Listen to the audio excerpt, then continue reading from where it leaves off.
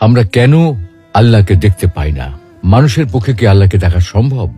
আসসালামু আলাইকুম ওয়া রাহমাতুল্লাহ।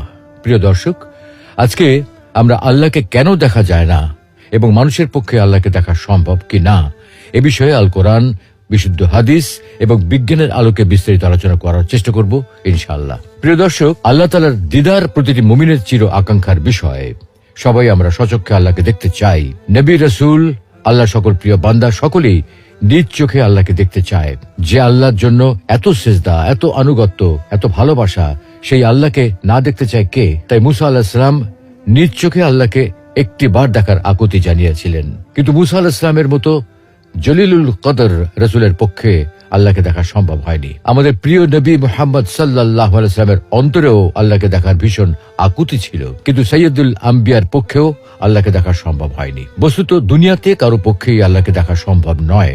আল্লাহকে দেখা সম্ভব না হওয়ার কারণটা কি?